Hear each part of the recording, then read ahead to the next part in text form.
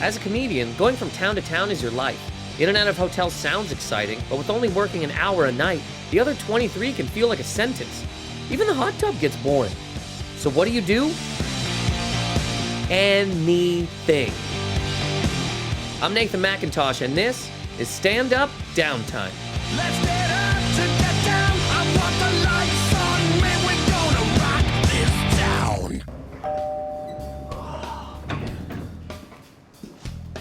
Amish. Oh my God, I gotta go to this hotel, man. Let's do it. Let's do it. You wanna do something? Coffee, something. Coffee or something, man. Let's do it. Let's do it. Burlington. Burlington. This is Amish Patel, originally from Brampton, a very funny comedian you've seen on Amazon and Nickelodeon. Burlington, what's up? I grew up in Brampton, obviously. I think some of you could tell, but but now it's obvious. But when I was a kid, I was like the first brown guy. True story. I checked, and yeah, when I was a kid, people were mad about it. People like I'd be walking home from school, and people would say, "Hey, go home," which is weird because I'm already walking home. You know what I mean? Like, just give me a minute. I want to go home. If anything, I'm gonna not go home now just to spite you. I want to go eat a grilled cheese and watch the grassy high like everyone else. Okay? So this isn't your first time in Burlington, is it? I did a show here years ago, and it's as classy as I remember. This is my first time in Burlington. It's your first time? Yeah. Really? I got Yeah, here pretty before much. you? Yes.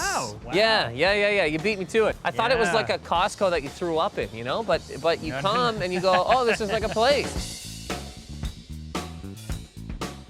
Hey, man, you want to go here, Martini House? You want to go to the Martini House? I mean, it's starting to rain. There's not really much else, you know what I mean? Yeah, let's go to the Martini House. Yeah. Sounds great. Let's do do it. it. Let's get it. I like the Christmas lights. It's beautiful. You can't really go wrong with a place that has Christmas lights up 24 hours a day. When they you got know? Christmas lights, I'm going in. I'm going in.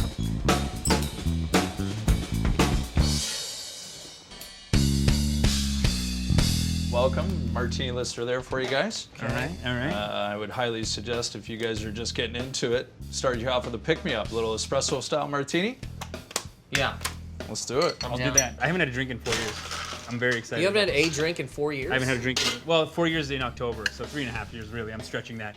I'm stretching Really? that to 4. I'm honored. 3.5. I know. Yeah. Absolutely. Yeah. I wouldn't have done it for anyone. We tried to make one in the bathtub at the hotel. Didn't work out. Didn't work out. Yeah. I stopped drinking because I was in a bar every night and I was getting wasted. I was just getting wasted every night. You had a problem. You can just say you had a problem. I had a problem. I had a bit of a problem. And I feel like I see a lot of comics who do still have it. Like they just come out, they're doing a 6-minute set, but they'll have 7 beers. Your first drink in 4 years. You just gonna go right into it? Do you want to give Carl like an emergency contact in case you get too hard into these things? Oh, you guys have my cell phone? Carl, thank you. Cheers. There we go. Okay. Yeah. Yeah. That is what I thought too. I took a sip. I go, whoa, that's Burlington. Woo! Absolutely. Burlington. What is it called when the bridge doesn't go to the other side? Is there a name? Just a pier.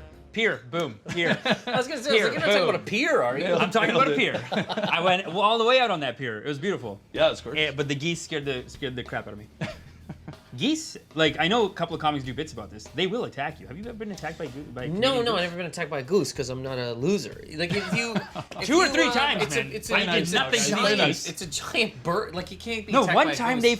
one flew over me, landed in front of me, and then turned around and started saying, "What? Go back." I had to go back. I went back. I was jogging, and this guy, I guess I went near his kids or something. Yeah, right. He flew over my head. I could feel the legs over my head, and then he landed, and he's like, back. Well, first of all, it's 100% your fault. You were running through the goose's life. I was on the this sidewalk. geese's life. Didn't You could explain it. choke a goose. Did I not a goose explain is this such well? a giant bird. You could grab it and beat it to death. Have you got it in its face? They hiss. They Yeah, but attack. you could grab it and choke it, and I guarantee you the goose would go, whoa, I didn't know we were getting real today. When you get that close, they get real. They get in your face, and it's very intimidating. I wouldn't be scared of a goose. I went the other way. I mean, you know what I did? I went back 10 steps, crossed the street. I kept going. Have you ever been on stage and you've started to say something that you kind of felt wasn't going to go Right. the way that you wanted to go, and then had to feel, you know what I mean? Had to feel a way around that?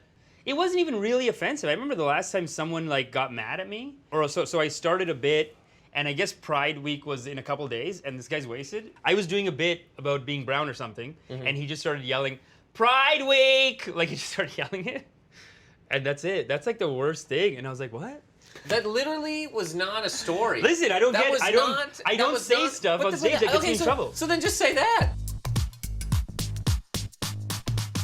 Why'd you ever start doing comedy? I don't know. I just can't stop doing it. I love it. I tried other stuff, and then it makes you. The Lord has put a voice in my head that The said Lord. you got to do this. You Who's- have to do this. Who's the Lord? Are we talking like Jesus, the big man? Ganesh, obviously. But Got you. no. 6 arms? Listen, Jesus talks to me sometimes. Okay. I'll talk to all of them. And they said, did you have another job before? We don't have an exclusivity contract as a Hindu. I can get in. Oh, with you your can just guys. hop around. I can hop around. do what you Yeah, want. yeah. Any You God guys are that's very up there. strict with like ours What do you only. mean, you guys? What does this mean? You're people. That I believe in Jesus because I'm a white man? Is this what you're saying? I look into the sky and I say, I see clouds, I see Okay. sky. You know what I mean? I look back down, I see a martini. That's all I need. It's nice though. I like being Hindu. It's like imagine a billion people who believe in the Lord of the Rings. That's what it's like. It's like there's elephant gods, blue people, everyone can fly. It's like Marvel Universe. They're flying around, fighting. They're having little battles. They're like banging each other. It's a lot of fun. Anyway, Do you talk a lot about being brown? There's yeah. It's like a I'm not good, grilling you, I'm it's just a good asking. 40%. It's like 30-40%. Okay. It's what I think about, I guess. Yeah. Yeah. But it happens in conversation too. Like it is the natural thing. There have been people who are like, you know, oh, don't.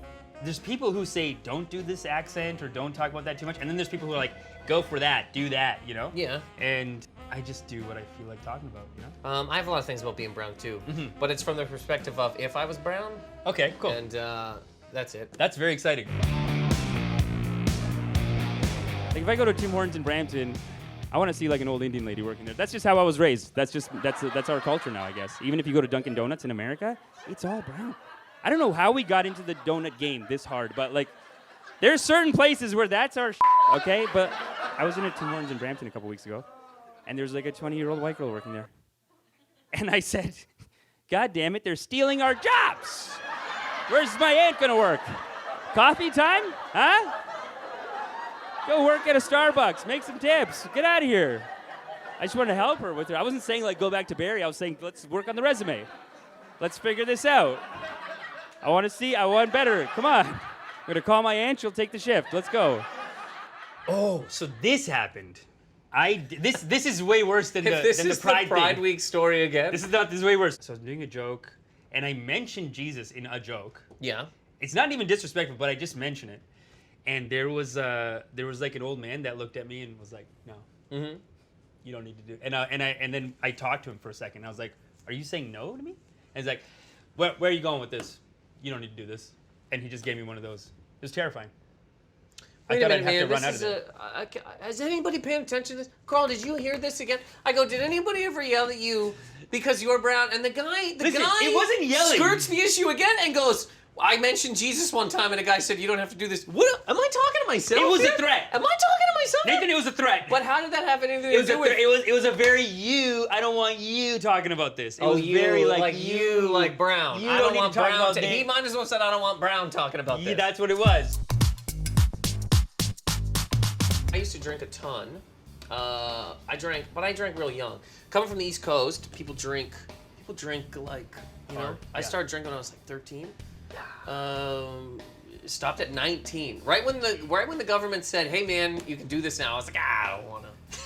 Yeah, So I just you're a kinda bad boy. stopped. You're a bad boy. I don't know if I'm a bad boy. So you stopped drinking because when you start doing stand-up, they do give you a lot of drinks when you start doing stand-up. Yeah, they're paying you with drinks, Yeah. and then you're like getting wasted every night. And then I just saw like some older people that were like, "Man, this guy's an alcoholic," and it scared me. And I said, "Just don't drink then."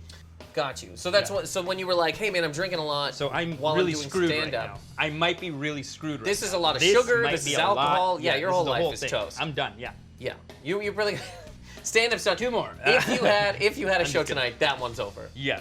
I do have a show tonight. With It's you. toast. Yeah, we got a show tonight. got a show I don't tonight. even know why I'm doing it, but I mean, what are you gonna do? What are you gonna do? Walking down the street. This is better than staying in a hotel. 100%. You know what really scares me is just older people who just have no money. Like Yeah. what scares me is being old with no money. Mm-hmm. It's terrifying. What's old? What do you consider old? Like I'm talking like I I need a can't walker. wait for you to say 39. I I can't wait for you to be like, I mean, I don't want to be. I don't want to be walker. 38 years old and have no money. That's less scared of that, but I'm scared of that a little bit. But it's the So walker. let's say 70. Yeah, 70, and I'm broke, and I'm like, hey man, got a spot? I don't know. That would be scary, Yeah, yeah. right? Yeah. So are you pretty good with money? Yeah. Okay. Because I'm scared. yeah. I'm in the same kind of boat. I don't Yeah. spend a ton. Yeah, Hey, no, I've Rose. learned to live on nothing. As a con. It's one of the skills you have to learn. Just learn to live on nothing. Another part of the not drinking. Do you know the other thing though that This is 'cause paid for, right? people? No, these are double actually. When you come in the middle of the day, it's actually more money. It's more money Yeah, for these you. are $78. I'm gonna try to be Carl for a second. I'm a bartender, but Tell I'm me. not a bartender. All right. I see a man who thinks way too much. That's what I see over here. I see a guy who you need so much meditation. It's not even funny. You need like I have 2 meditation apps. I have 2. two is a crazy person. Two is a crazy person. I paid for one of them. Yeah, you It's need fantastic. one. Headspace, I recommend it. I've been on Headspace. It's good. Yeah, but what's the other one for? To check if Headspace is doing okay? Calm has some other stuff. I do Calm and Headspace. So did you have, was there always comedy in your house? Like what made you want to do stand-up? I guess my dad is the first one. My dad's really into comedy. My cousin was really into comedy. So your dad always liked comedy? Your dad watched like comedians and stuff when you were growing up? No, he just did it himself. No, he wouldn't. I don't think he would watch anyone. No, he just kind of like wanted to be jokey himself. Okay. You know? And it's good. I mean, I know a lot of my friends' dads were really funny too. One thing that I noticed growing up is that a lot of my friends' dads, like, the dad would stop working, but the mom had to take care of them. And the way they got away with it is they were funny. Just kind of hung out. I'm not saying that that's what I want to do, but I was like, there's a lot of value in this. Like people just keep people around because they're funny. Do you? Like I remember my friend's dad. He like lost $100,000 and just gave up on life. And then, unlike other, like if they weren't brown, I feel like he would have been kicked out. He would have been kicked out of the house. But because they had to take care of him now.